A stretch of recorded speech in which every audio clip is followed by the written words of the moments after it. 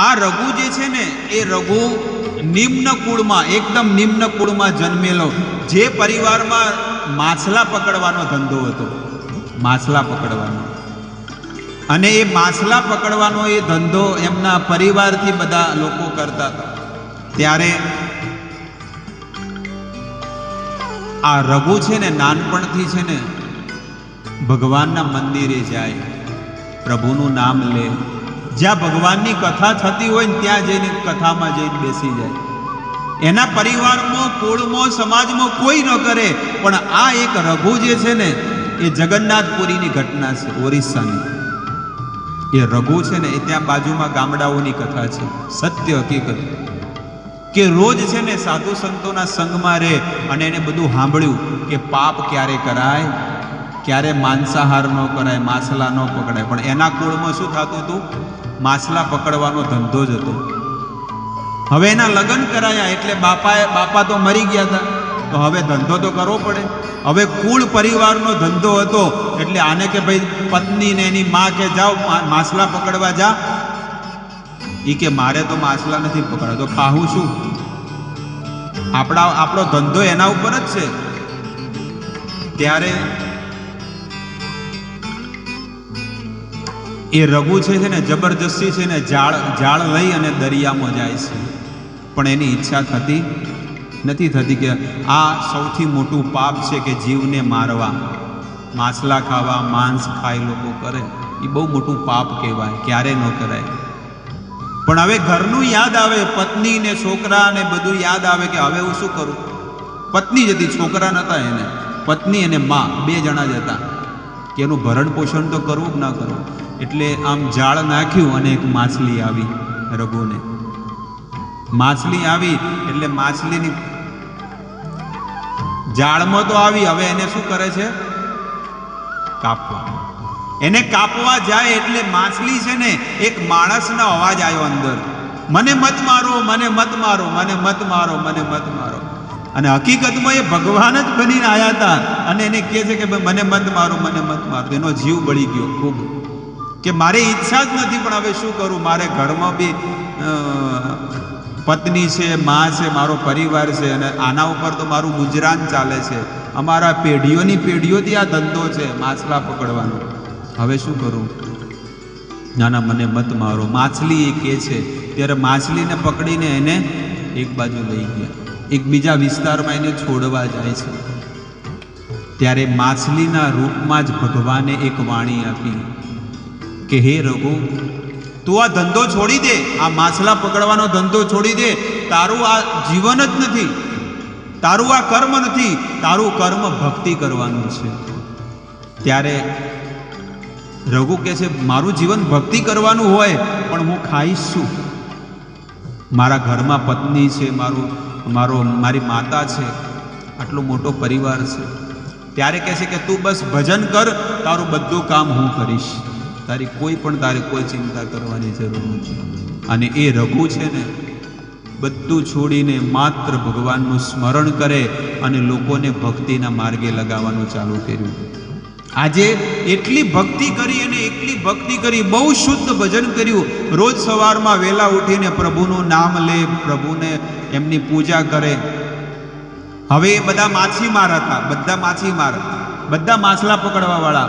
હવે બધા લોકો કે આ બધું શું વાદર્યું છે?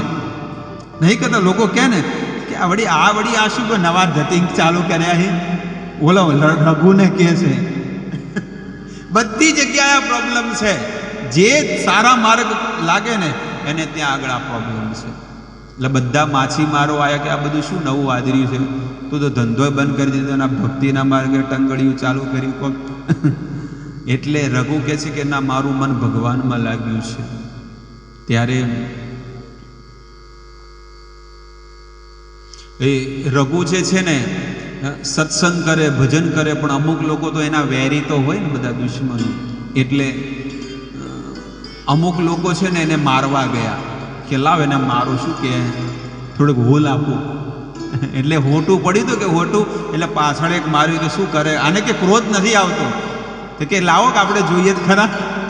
એટલે પેલો રઘુને શું કર્યું? પાછળ પાહવાડામાં એક હોટું માર્યું, પણ એ તો કાંઈ ન બોલ્યું. એક શબ્દ પણ ન બોલ્યો. તો પેલા બીજું માર્યું, ત્રીજું માર્યું, પણ એની હાથે કોણ હતા? રઘુની હાથે ભગવાન હતા ને. ભગવાનને ભક્ત સહન કરે પણ ભગવાન સહન ન કરે. ભગવાન કહે છે કે જ્યાં મારા ભક્તનું કોઈ પણ જગ્યાએ પણ કોઈ પણ પ્રકારનો પ્રોબ્લેમ આવે કે દુઃખ આવે તો હું ક્યારે સહન કરતો, કારણ કે એને મારું ભજન કર્યું છે, મારી ભક્તિ કરી, તો એની જવાબદારી મારી આવે છે. હવે પેલો જે છોકરો જે વ્યક્તિ મારતો હતો એ નાનપણથી પહેલેથી શિશુપાલ જેવો હતો, રાક્ષસ જેવો હતો, બધાને હેરાન કરે. એટલે ભગવાન કે હવે આને કંઈક તો ચમત્કાર આવવો જ પડશે. એટલે ભગવાને શું કર્યું? આ ઓરિસ્સાની સત્ય હકીકત ભક્તમાલમાં કથા છે. ત્યારે એ ભગવાને છે ને એક એવો ચમત્કાર કરી દીધો કે પેલો જે માણસ મારતો હતો ને છોકરો, એને મારી નાખ્યો થોડી વાર માટે. મર્યો નતો પણ શું કર્યું? મારી નાખ્યો. હવે આ ગામમાં બધે વાત ખબર પડી ગઈ કે પેલા રઘુને મારતા મારતા રઘુ તો ના મર્યો પણ આર્યો મરી ગયો. એટલે અમુક લોકો સારું થયું, સો મર્યો, અમે બધો નડતો તો હતો જ, આજે સો મરી ગયો. પણ મા બાપનો તો જીવ બળે કે ના બળે? જે છોકરો મરી ગયો ને એ મા બાપનો જીવ બળ્યો. એ કે આને એક સાધુનો અપરાધ કર્યો છે અને એના લીધે મારો છોકરો મરી ગયો છે. એ કે હવે આપણે છે ને આપણે કે રઘુ પાસે જઈએ, જેનો અપરાધ કર્યો છે એને આગળ માફી માગીએ. અને એ રઘુને કહે છે કે મારા દીકરાને જીવતો કરો, મારા દીકરાને. પણ કે મેં કાંઈ કર્યું નથી અને હું ક્યારેક કોઈનું ખોટું ઈચ્છતો જ નથી, પણ ના, આને તારો અપરાધ કર્યો છે તો એને તું ક્ષમા કરી, બસ તું ખાલી એટલું કહી દે કે મેં આને ક્ષમા કરી દીધો છે, ભલે જીવે કે મરે પણ આટલું કહી દે. કારણ કે એક સાધુનો અપરાધ કરે ને એ જન્મો જન્માંતર ઉજી ભોગવવો પડે છે. એટલે કે ના મેં આને ક્ષમા કરી દો. જેવું એવી વાત આવી, ભગવાને ઓલા છોકરાને જીવતો કરી દીધો. અને જે રઘુ હતો એ હજારો કિલોમીટર, એટલે કે જેટલા વિસ્તારમાં જે ગામમાં રહેતો હતો ને એ વિસ્તારમાં બધા લોકો એને પૂજવા માંડ્યા કે હકીકતમાં આ સાચું ભજન કરે છે, પણ આપણે એની મજાક ઉડાડતા. અને પછી લોકો ધર્મના માર્ગે લાગી ગયા અને આજે કેટલાય લોકો છે ને ભક્તિ કરવા માંડ્યા. આ જગન્નાથપુરીની ઓરિજિનલ ઘટના કે જે લોકો માંસાહારી હતા, પાપ કરતા હતા, ચોરી કરતા હતા, દારૂ પીતા હતા, એવા કેટલાય લોકો સારા માર્ગે લાગી ગયા. ભક્તો, સાધુના સંગમાં જો રહીએ ને તો નિશ્ચિત આપણું જીવન પણ સારું બની જાય, પવિત્ર બને. દુનિયામાં ભલે લોકો આપણને કોઈ કહેતું હોય કે આ બધું શું કરો છો, આ બધું શું છે, પણ આ જ સાચી વસ્તુ છે. ધર્મ અને ભક્તિ એ સત્ય સનાતન વસ્તુ છે અને એના વગર જો કોઈ પણ વસ્તુ આપણે કરીએ છીએ ને એ બધું ખોટું છે, એટલું સમજી લેજો. એટલે ભક્તિ કરો, ધર્મ કરો, ધર્મનો પ્રચાર કરો. તમે જુઓ કે આવો ધર્મનો પ્રચાર નથી એટલે લોકો આ સંસ્કૃતિને છોડી રહ્યા છે અને અલગ અલગ બીજા ધર્મોમાં જતા રહે છે. ઓરિજિનલ તો એક જ ધર્મ હતો અને એ ધર્મનું નામ હતું સનાતન ધર્મ, કે જે ધર્મની અંદર રામનું ભજન થતું, ભગવાનની ભક્તિ થતી. તો આવી ઘટનાઓ આ કથાઓ દ્વારા આપણને જાણવા મળે છે કે જેને ભગવાનને પ્રેમ કર્યો છે ને તો ભગવાન એના બધા કામ કરીને જાય છે. અત્યારે પણ આ કળિયુગમાં, અત્યારના સમયમાં પણ જો કોઈ પ્રભુની ભક્તિ કરે, એમને યાદ કરે ને તો નિશ્ચિત ભગવાન એના કામ કરીને જતા રહે છે. એટલા માટે મેં આજે તમને દેવકી વસુદેવની કથા કીધી, બિલવા મંગલ ઠાકુરની અને રઘુદાસ કરીને એમની કથા કીધી કે ભક્તને ગમે જેટલું કોઈ કષ્ટ પહોંચાડે, દુઃખ આપે, પણ ભક્ત એનું જે જીવન છે ને ક્યારે બદલતો નથી, એનું જીવન એક જ હોય છે. એટલે આપણે પણ આપણું જીવન પરિવર્તન કરવાનું છે. બસ આપણું જીવન ચેન્જ શું કરવાનું છે કે ઘરે બેઠા બેઠા ટીવી જોતા હતા તો ઘરે બેઠા બેઠા હવેથી માળા કરશું. ઘરે બેઠા બેઠા શું કરતા હતા? ટીવી જોતા હતા, તો ટીવી જોતા જોતા માળા કરો. ઘરે બેઠા બેઠા પણ માળા કરવી, 5 મિનિટ, 10 મિનિટ, અડધો કલાક, જ્યારે પણ સમય મળે ત્યારે આવા સત્સંગો સાંભળવા. આપણા ગામમાં, આપણા ઘર બેઠા આપણા ઘર આંગણે જો આવો સત્સંગ થયો હોય અને આપણે ન આવીએ 3-3, 4-4 દિવસો થઈ ગયા.